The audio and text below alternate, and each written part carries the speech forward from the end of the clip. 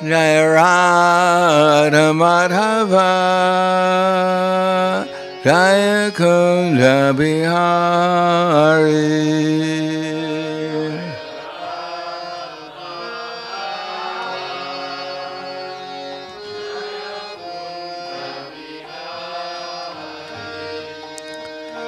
Jaya Radha Madhava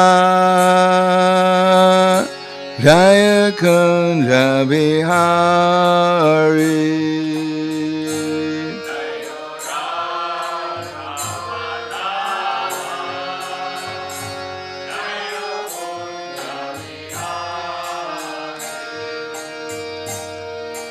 Gopijana Ballabha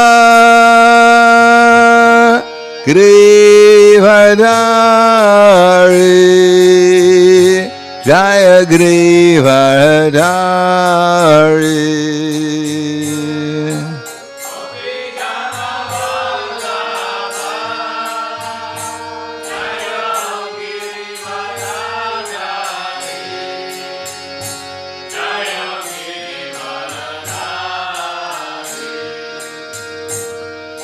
Gopijana Ballabha Grivadari Jaya Grivadari.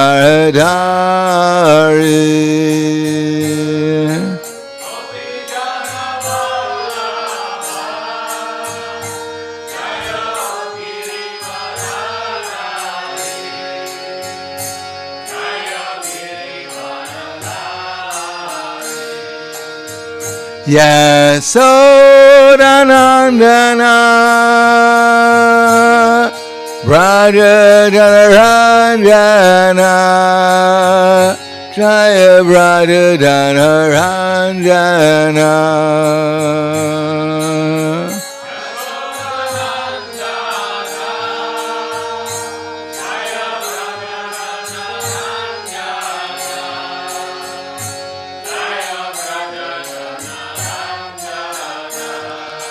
Yasodanandana Braja Dhanaranjana Jaya Braja Dhanaranjana.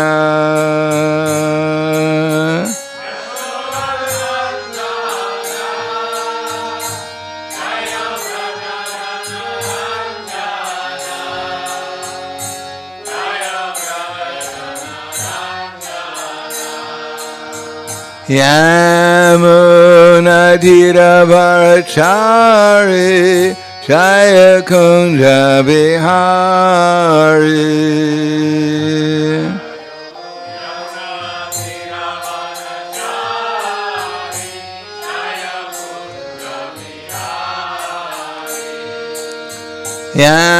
Yamuna Dhiravarachari Jaya Kunja Bihari.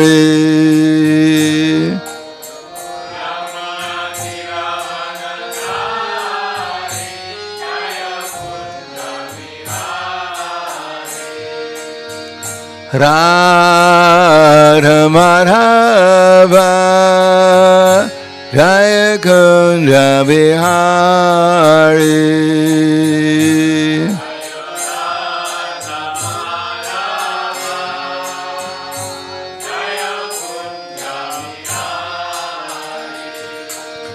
Jaya Radha Madhava Jaya Kunja Bihari.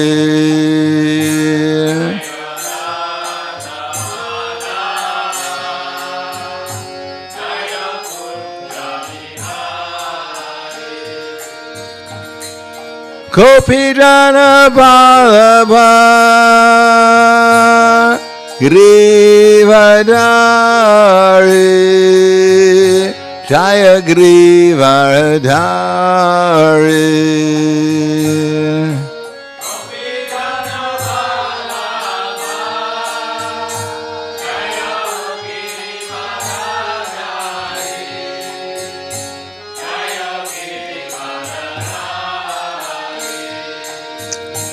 Gopidana Ballabha Grivadari Jaya Grivadari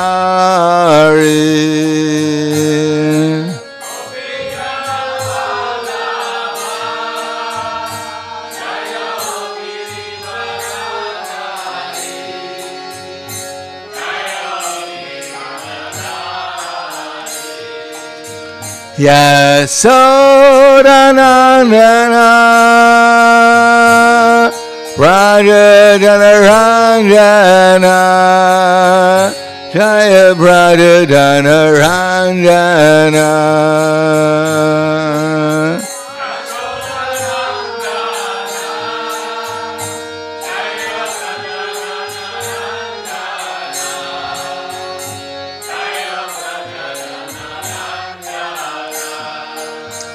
Yasodanandana Brajadanaranjana Jaya Brajadanaranjana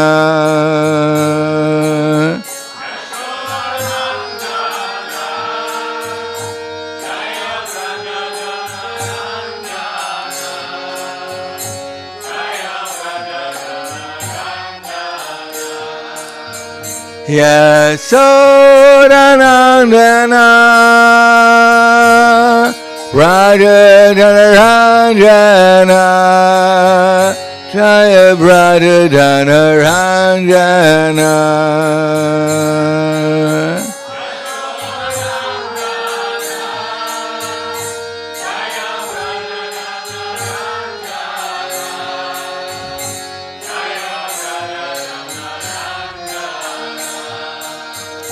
Yamunatiravarachari Jaya Kunja Vihari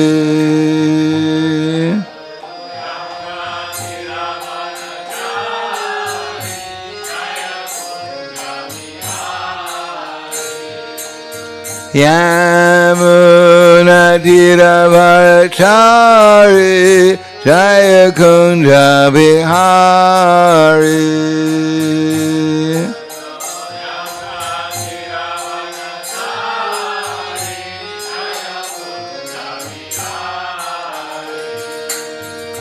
Radha Madhava Jaya Kunja Vihari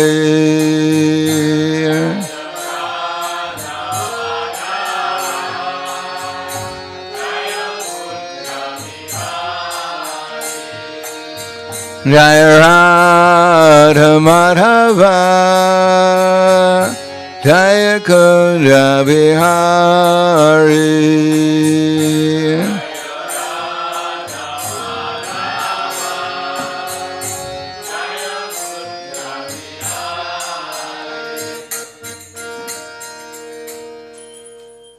Jayam Vishnupad Paramahansa Bharavedakacharya Asadhara Satushi Shiman His Divine Grace Shri Sri Bhaktivedanta Swami Maharaj Srila Prabhupada Ki Jai Gaur Premanande Haribo Slava Zavrani Bhakta Slava Shri Guru Shri Grangi Namo Vishnupadaya Krishna Prasthaya Bhute Srimate Bhaktivedanta Swami Tenamane Namaste Saraswati Deve Gauravani Vacharane Nirvishesha Srinivadi Paskyatyade Siddharne Om Agana Timirandasya Gananjana Salakaya Chakshun Militam Yena Tasmai Shri Guruve Namaha Shri Chaitanya Manobishtam Stapitam Yena Bhutale Swayam Rupa Kadamayam Tadati Swapadantikam Vandeham Shigaro Shiyuta Parakamalam Shigaram Vaishnavam Scha Shirupam Sagrajatam Sahagana Raganatam Vidham Dham Sajivam Sadvaitam Savadutam Prijana Saitam Krishna Chaitanya Devam Shri Radha Krishna Padan Sahagana Lalita Shiva Sakanzvitamscha Hey Krishna Karna Sindhu Dinabandho Jagatpate Gopesha Gopika Kanta Radha Kanta Namostute Tapta Kanchana Gaurangi Radhe Vrindavaneshwari Prishuvanu Siddhadevi Pranamami Hari Priye Vanchakapa Tuviyascha Kripa Sindhu Vyevacha Patidanam Bhavanebhyo Vaishnavebhyo Namo Namaha Shri Krishna Chaitanya Pranitananda Shri Advaita Gadadhar Shivasadi Gaur Bhaktivinoda Hare Krishna Krishna Krishna Hare Hare Hare Rama Rama Rama Hare Hare Om Namo Bhagavate Vasudevaya Om Namo Bhagavate Vasudevaya Om Namo Bhagavate Vasudevaya. We're continuing to read from the Srimad Bhagavatam, Canto 9, Chapter 15, Parasurama, the Lord's War Incarnation, and we're up to text 27 without any purports. And there's a lot of story here, so we'll keep on reading the story. Text 27, translation. Thereafter, Kartavya Arjuna, having left with the Kamadhenu, Parasuram returned to the ashram. When Parasuram, the youngest son of Jamadagni, heard about Kartavya Arjuna's nefarious deed, he became angry as a trampled snake. Taking up his fierce chopper, his shield, his bow, and a quiver of arrows, Lord Parasuram, exceedingly angry, chased Kartavya Arjuna just as a lion chases an elephant. As King Kartavya Arjuna entered his capital, Mahishmati Puri, he saw Lord Parasuram, the best of the Bhrigu dynasty, coming after him, holding a chopper, shield, bow and arrows. Lord Parasuram was covered with a black deerskin, and his matted locks of hair appeared like sunshine.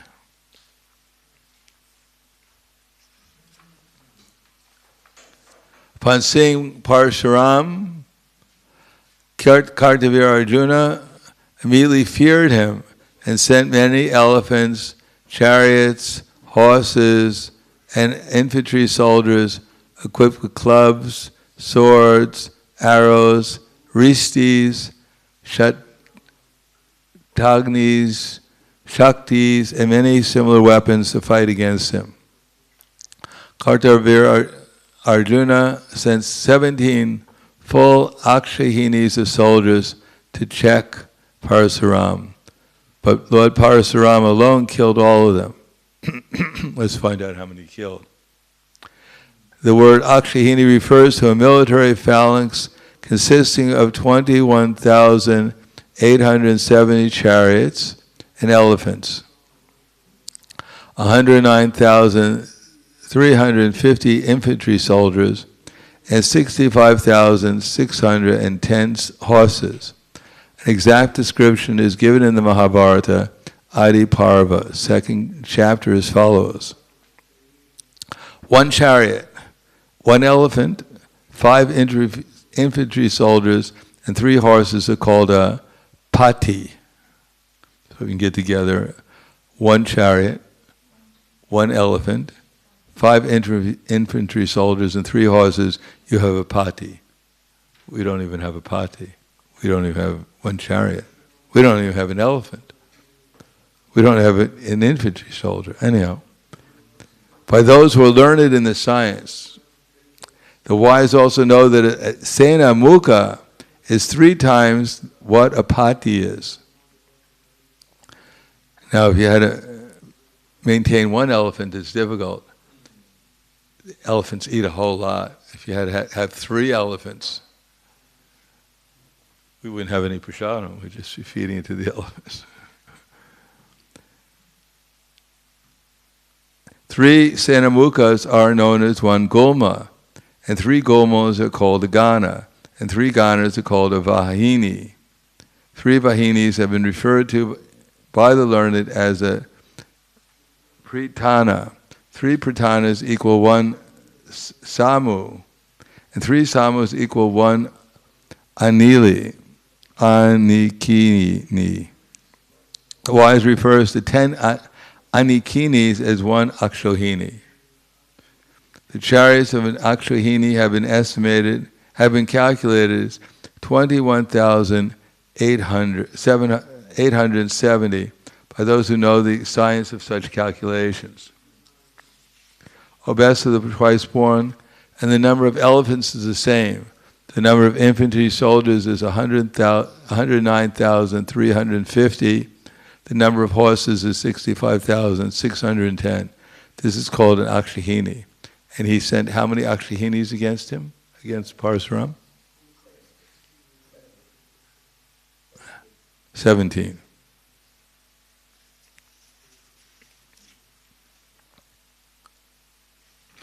Yes, so how many soldiers is that? It's over 1 million. It's 1,700,000, 1,800,000 soldiers against Parasuram.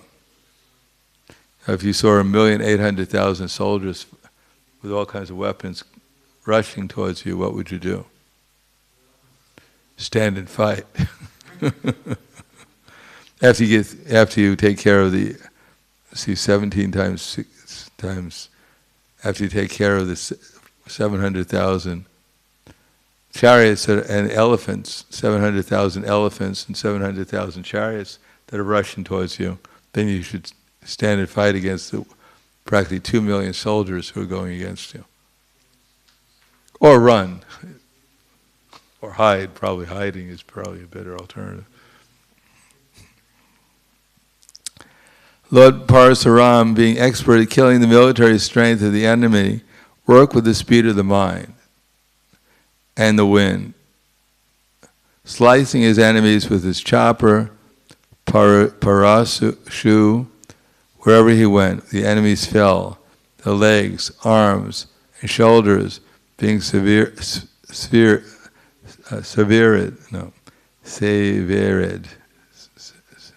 The chariot drivers killed, and the carriers, the elephants and horses, all annihilated, severed.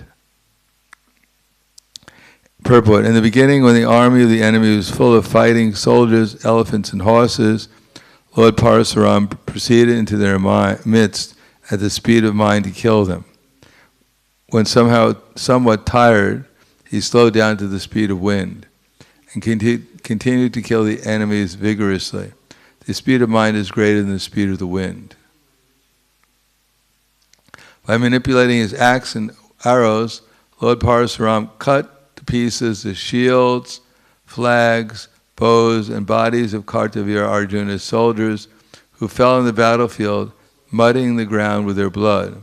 Seeing these reverses, Kartavya Arjuna, infuriated, rushed to the battlefield. Thus Kartavya Arjuna, with his 1,000 arms, simultaneously fixed arrows on 500 bows to kill Lord Parasuram. But Parasuram, the best of fighters, released enough arrows with only one bow to cut to pieces immediately all the arrows and bows in the hands of Kartavya Arjuna. That's quite a trick.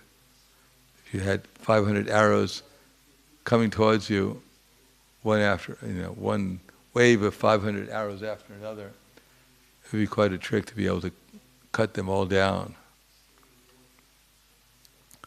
When his arrows were cut to pieces, Kartavya Arjuna uprooted many trees and hills with his own hands and again rushed strongly towards Lord Parasuram to kill him. But Parasuram then used his axe with great force to cut off Kartavya Arjuna's arms, just as one might loop off the hoods of a serpent.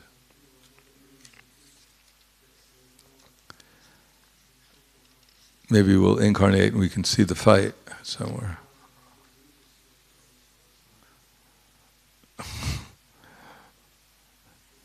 Thereafter, Parasuram cut off like a mountain peak the head of Kartavir Arjuna, who had already lost his arms. When Kartavir Arjuna's 10,000 sons saw their father killed, they all fled in fear. Then Parasuram, having killed the enemy, released the Kamadhenu, which had undergone great suffering, and brought it back with its calf to his residence, where he gave it to his father, Janmadagni. Parasuram described to his father and brothers his activities in killing Kartavir Arjuna. Upon hearing these deeds, Janmadagni spoke to his son as follows: O great hero, my dear son Parasuram, you have unnecessarily killed the king, who is supposed to be the embodiment of all the demigods. Thus you have committed a sin. My dear son, we are all Brahmanas and have become worshipful for people in general because of our quality of forgiveness. It is because of this quality that Lord Brahma, the supreme spiritual master of the universe, has achieved his post.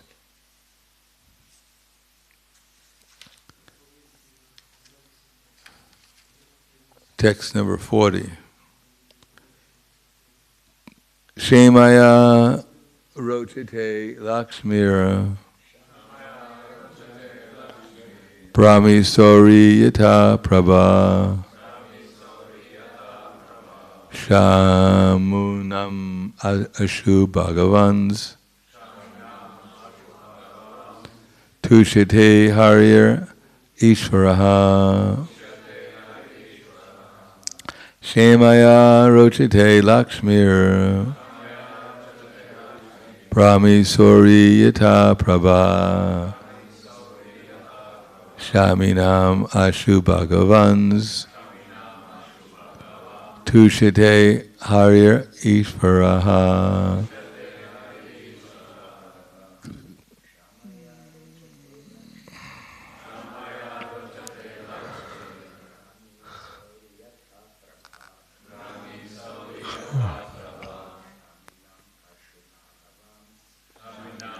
Bhagavan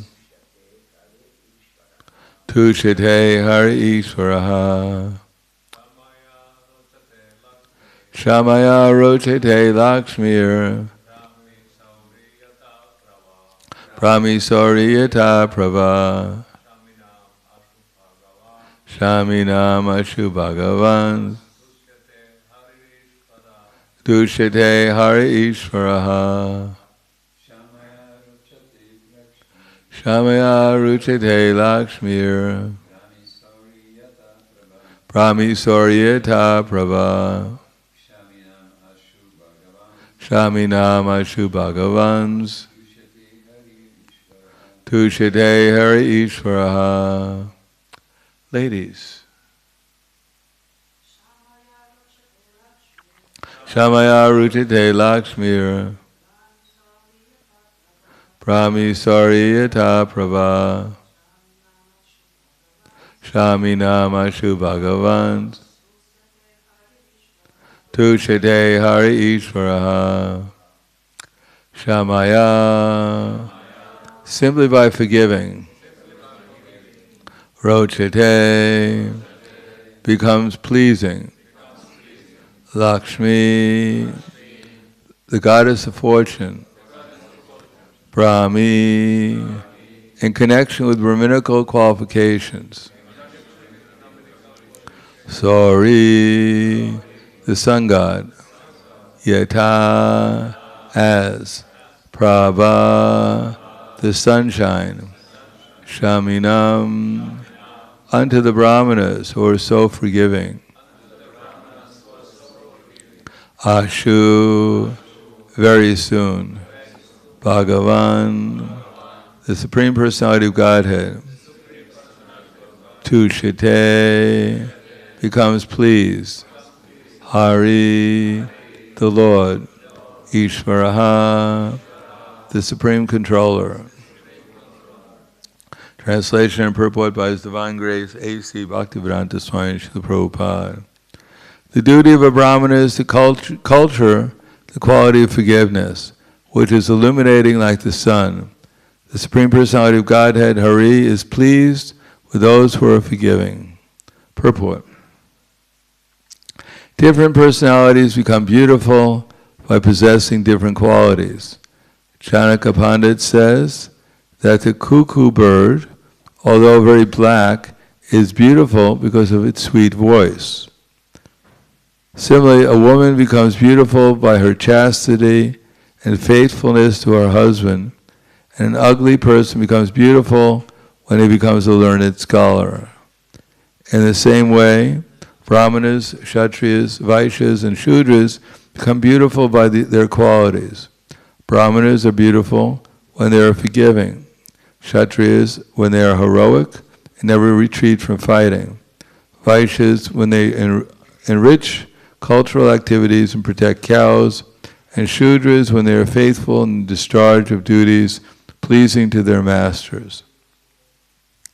Thus everyone becomes beautiful by his special qualities. And the special quality of the Brahmana, as described here, is forgiveness. Namo Vishnu Padaya Krishna Prasthaya Bhutaya Srimate Bhaktivedanta Swami Namane Namaste Saraswatunde Ve Gauravani Vicharane Nirvishesha Shunyavadi Paskatyade Satarane. In the Bhagavad Gita, Krishna tells Arjuna that we're not the body. That's his first instruction. Denosmin yata dehe. Can you repeat it? Can you recite the verse?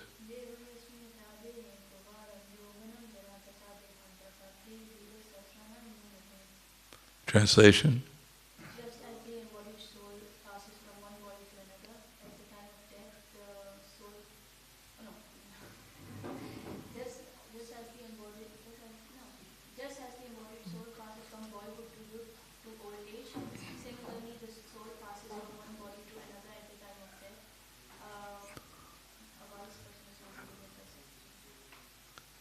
He mumbled the last part. A self-realized soul. Yes, that's right. Good. Thank you. Good.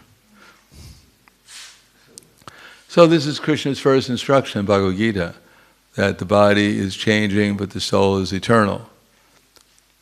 But then Arjuna may ask Krishna, yes, it's true that we're all eternal, but after all, these are my relatives who I have a very intimate relationship with. It's not going to be very pleasant to kill them. But then Krishna says, yes, it's not going to be pleasant, but matra sparsha sukondaya shitoshna sukadukada agama paino nityas timta tikshas vavarata. O best of the Bharatas, the non-permanent appearance of happiness and distress and the disappearance of in the due cause are like the appearance and the disappearance of winter and summer seasons. They arise from sense perception, O sign of Bharata, and one must learn to tolerate them without being disturbed. So the next thing Krishna says is that we have to learn tolerance.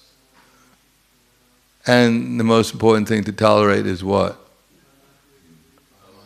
Our mind. Yeah, so throughout Bhagavad Gita, in every one of the yoga systems, Krishna emphasizes tolerance of our material desires. That's the difference between an enlightened person and a bewildered person. That, as Krishna says later on, that before these, chapter 2, text number 69, Ya nisha sarvabhutanam tasyam jagrati bhutani yasyam jagrati bhutani sa nisha pashuto mune. Anyone know what that means?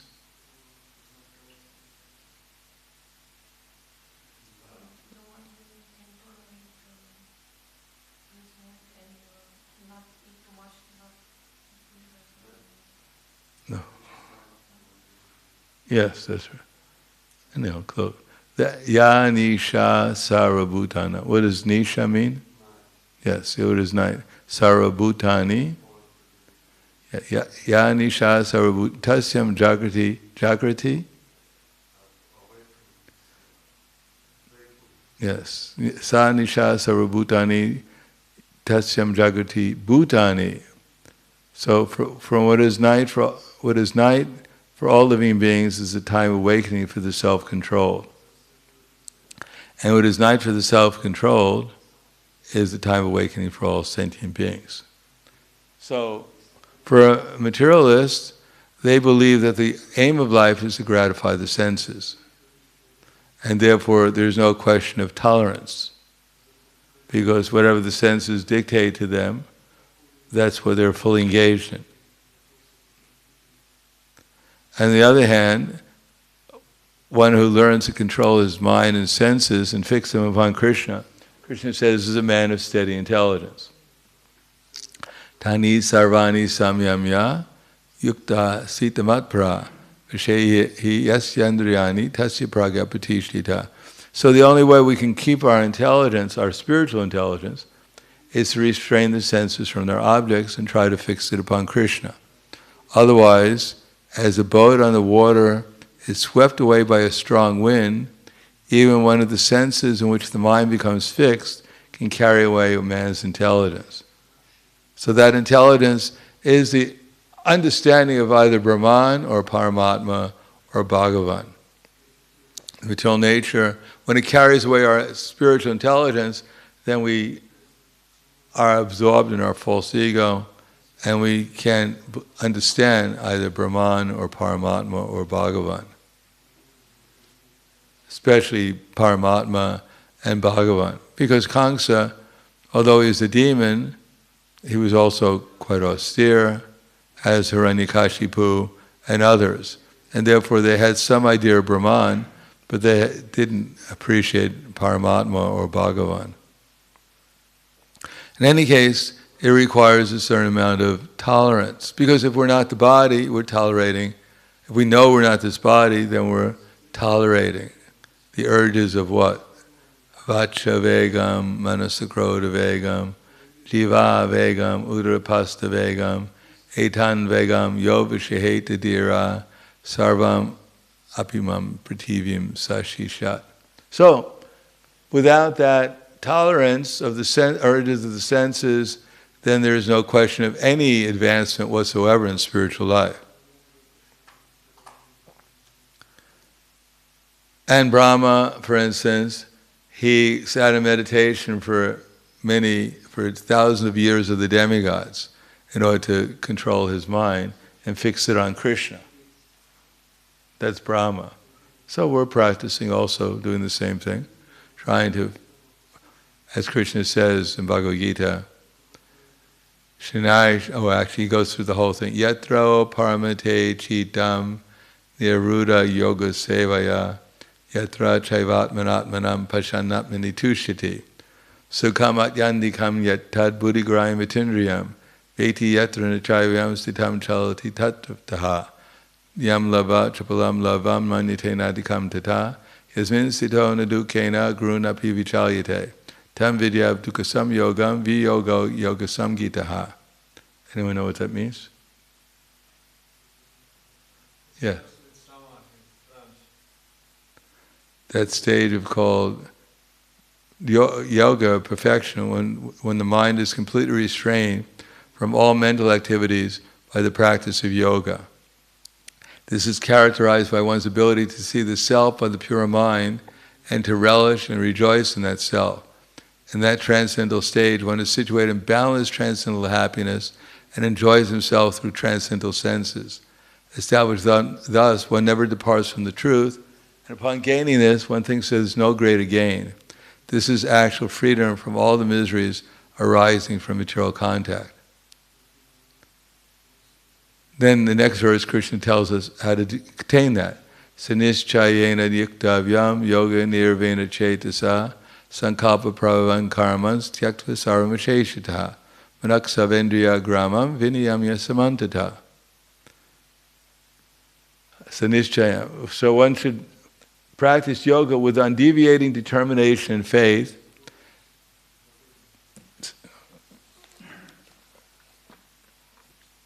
Sanischaya, nischaya, determination.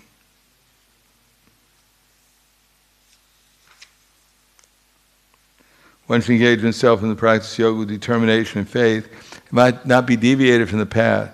One should abandon without exception all material desires born of mental speculation, and thus control all the senses on all sides by the mind. So, if we have detachment that's achieved in our yoga system, if we're thinking about Krishna. In other words, unless we get the higher taste of thinking about Krishna or seeing things in relation to Krishna, then if we're in a material conception of life, then we're much more likely to be carried away by the impulses rising from the senses and the mind. So we're trying to acquire at least a vision to see things in Krishna consciousness. And then we can tolerate whatever senses, whatever urges of the senses are, because we can see that actually, we can see that we're not the body, we're not the mind. Following the senses will lead to difficulty, the dictation of the senses. So one has that vision, then one can control. But if one is completely identified with one's false ego and believes that one is the mind and is unmindful, unaware, or doesn't care about the consequences of following the dictation of the senses, then one gets carried away by the urges of the mind and the senses. And pranashati, there will be difficulty. Therefore, in every practice of Bhagavad Gita is all about tolerance. Seeing things properly so we can learn how to tolerate. If we don't see things properly, we probably won't tolerate either. Seeing things in relationship to Krishna, for instance, if you go into a store, a candy store, say, and you like candy, and you don't see anyone in the store, somehow or another you got in there, the proprietor of the store walked out, you don't see the proprietor, and you start thinking, well, there's no one here, maybe no one owns the store, so let me just start eating the candy, because there's no proprietor, I assume proprietorship. But when the owner walks in and you see the proprietor is there, then you smile and you run out of the store. Similarly, we've come to the material world, we don't see the proprietor, and we're trying to eat all the candy we can here. But when we become aware there's a proprietor and he has a police force behind him, then we stop our thievery and we try to serve we ask for forgiveness for the proprietor for stealing his candy, and therefore we try to become a good customer. We may even have to pay for the candy that we stole. So in the same way, we come to the material world, our senses are dictating to steal everything we can from Krishna. But when we accept that Krishna is the owner of the material world, then we try to make amends for it and utilize things in Krishna's service. So that's when we utilize things in Krishna's service and we come under Krishna's, we remember Krishna, because if we do it to please Krishna, then Krishna will reveal himself, we'll remember him spontaneously. And the result is that in that higher experience of Krishna, of association with Krishna, the urges of the senses become purified and the tendency to try to steal from Krishna goes down. So the quality of forgiveness here is part of that shema, is part of that quality of tolerance. Generally speaking, we're envious of people. Either we want what they have, or we want to make sure people don't get any more than I have. Therefore, although tolerance and forgiveness seem a little bit different, but actually, according to Bhagavad Gita, Brahma Bhuta Prasanatma Nashoshiti Nakangshati Samak Sarveshu Bhuteshu Mad Bhaktim Labhate Param. That one can only become joyful if one gives up hankering and lamentation. So what is the hankering and lamentation? It's been explained, we're hankering to become God, and we're angry that we can't become God. So we're become God in relation to others, So we're hankering to become the supreme in relation to others. And if they don't act as if we're their controller and their enjoyer, we become angry and frustrated. And we become revengeful sometimes against others who don't fulfill our desire to become the supreme. So that's hankering, and then we lament after we lament the fact that although I try to lord it over others, I was unsuccessful. So then we lament. But if we tolerate, then we can forgive. And if we don't tolerate, then it's impossible to forgive. So they go together, tolerance and forgiveness. If we were tolerant, just like Vashishta Muni, he had 100 sons and he got into a quarrel with Vishvamrita Muni. So Vishvamrita Muni killed his 100 sons, which would be quite disturbing for most people. You only have 100 sons and someone kills them all. But Vashishta Muni tolerated. So that's the power of the Brahmins, to tolerate. Sometimes we find in the Srimad Bhagavatam, sometimes the Brahmins don't tolerate, and it's very difficult for everyone. Just like when King Nriga gave, he had millions of cows he gave in charity. When he gave one cow in charity to one Brahmin, and the Brahmin wandered back into his herd, and he gave it to another Brahmin, the two Brahmins began to argue over who that cow belonged to. So King Nriga told the Brahmins that I'll give you 100,000 cows in exchange for that one cow. Don't curse me for so-called taking the property of a Brahmin. But they didn't listen to him. They both went away. They didn't accept 100,000 cows, and they didn't even take the one cow. They just left and they cursed the king. So King Nriga became a lizard in his next lifetime. That's what happens when you have a Brahmin or Brahmins who don't tolerate. You can get into a lot of trouble. So Brahminical prowess also supposed to come with tolerance. Like Shringhi, who cursed Maharaj Parikshit, was intolerant of the fact that Maharaj Parikshit simply put a garland over his father's, a snake over his father's neck. So he cursed the king to die. So that's certainly lack of tolerance. Just like here, Kartavya Arjuna stole a Kamaduk cow, which is quite valuable, but you wouldn't expect that someone would go along and kill a few million soldiers and then cut off the head of the king. Especially if they're a Brahmin. Now if they're a Kshatriya, that's normal for a Kshatriya, fighting spirit, but Parasurama was supposed to be a Brahmin. But actually he was transcendental as an incarnation of the Supreme Personality of Godhead, and therefore he could display although he was born in a Brahmin family, he could display the characteristics of a Kshatriya, because that's why he incarnated. The Supreme Personality of God has all qualities, and he displays them appropriately, according to his desire for his pastime.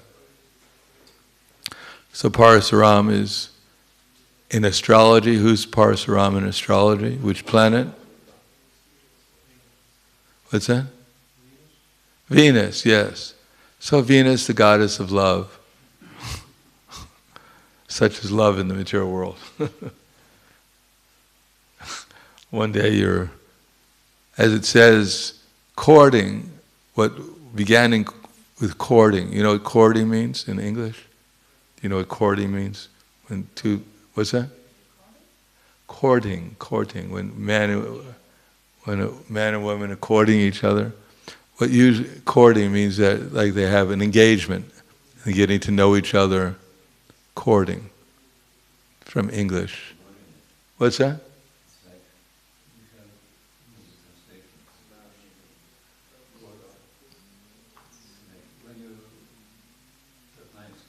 Yes, when you're nice. And the woman is usually nice to the man too. That's called courting. What usually begins with courting winds up in court. So that's the nature of Venus. That's the nature of love in the material world, that sometimes it's very sweet. It's like bubble gum, chewing gum. When you start chewing on the gum, that there's some sugar in the gum, and therefore it tastes sweet. But when you keep on chewing and chewing and chewing, there'll be a time when all of the sugar will be out of the gum, and it's not sweet anymore. And therefore, you many times people just either put it on their bedpost, hope the next day it'll get sweet again, or they spit it out. It's called chewing the chewed. In any case, one has to learn to tolerate. Parasuram was an incarnation of a Brahman, because Venus is actually a Brahman in astrology, but the Venus can have a very fierce side to it also. When the sweetness is out, it can become very sweet, very fierce, as Parasuram was. In any case, Venus is the Brahminical planet for material happiness, as Jupiter is the planet for spiritual happiness, or philosophical higher happiness. So one has to try to avoid trying to find happiness in the material world, because Venus can go through great austerity in order to finally get material happiness. Brahmins also go through austerity, but their aim is some kind of material happiness. On the other hand, we should go through our austerity to have spiritual happiness, rather than just mundane happiness. Nanyan deho deha bhajam liroke kastan kaman arhate vidbhujam ye tapo divyam putraka yena sadvam shudyat tasmai brahmasokyam tvanadam. Maharishi Shabdev advises his 100 sons, don't live life like a hog and dog that are simply eating stool. Instead, you should perform divine austerity by which you can get eternal happiness, unlimited happiness that goes on forever. So that's why we're tolerating. Everyone has to tolerate. Hiranyakashipu tolerated standing on the tip of his toes for 100 years of the demigods, 120 years of the demigods, to become immortal. But obviously it was an impossible desire, in spite of all his austerity. But we're also going through austerity. To sit in this class is an austerity. But we're going through it to get eternal life, unlimited, with unlimited happiness. That's our aim. So we have to tolerate our minds, tolerate our bodies, telling us we want to go to sleep or whatever. Tolerate, and then we'll get, gradually Krishna will help us achieve by that tolerance. And we have to forgive the speaker if he said something we didn't like. So that with that tolerance and forgiveness, we can achieve Krishna consciousness. So I'll stop there. Thank you. Any questions?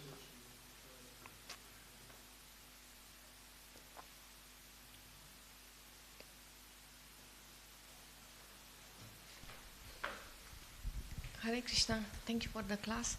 I was thinking, actually these Brahmanas curses are not so bad after all, because in these two examples you give us about Shringi cursing the king actually went back to Krishna, and in the other example also King Mrigu was actually in his life as lizard, he was saved from that well by Krishna's hand. Krishna came personally to save him. After all, it's not so bad. Sometimes, these are devotees. At least Pariksha Maharaj was a great devotee. That was Krishna's arrangement. King Nariga was a very pious person who was also a devotee. But just ordinary people getting cursed by Brahman may not be very... Of course, nothing happens by accident, and therefore, ultimately everything is to teach us something. But it may not be as pleasant as King Nariga. Krishna may not come and pick us out of the well. We wind up as a lizard on the bottom of a well. Or if we're cursed to die in 7 days, we may not hear the Bhagavatam from Shukadeva Goswami.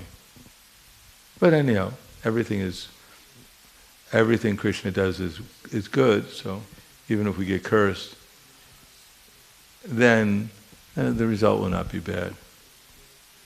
Final result. We'll learn something. Anything else? Yes.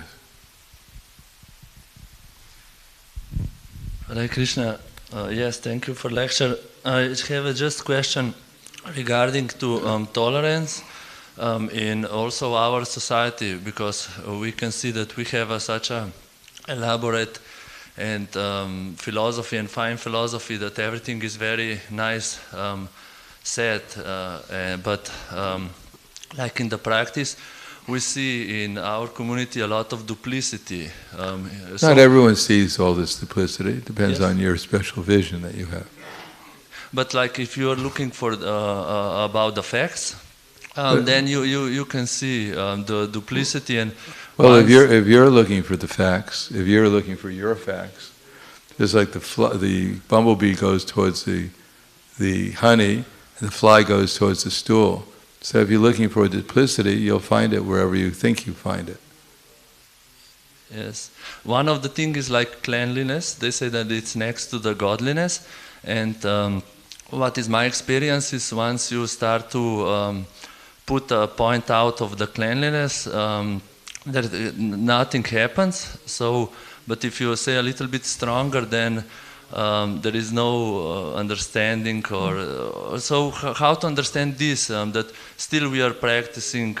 Well, anyhow, you should practice. Yes? Yeah, you should practice. First of all, you should purify your mind so you don't become offensive towards the devotees. That's the first cleanliness you should practice. Yes. And if you don't practice that cleanliness, then all your other cleanliness is just a waste of time. So usually the problem is only in the person who exposed this. That's and right. Like everybody Usually, is in that's right. The main problem is with the person who becomes angry, envious when he sees others are not following his dictation. That's his problem. Yeah. As far as the standard of cleanliness for others, it's for their benefit. It's for their advancement. But if we're envious of others, that's our offensive nature. That's uncleanliness. And therefore we'll get the greatest reaction. Yes. So we should see everything like that it's normal. You should see with intelligence. You should Yes. see the full picture, not your own mental concoction of things. You should learn how to see things through the spiritual vision. Then you'll be able to adjust things accordingly. You won't become envious of others. Yes. Thank you. Hare Krishna. Anything else?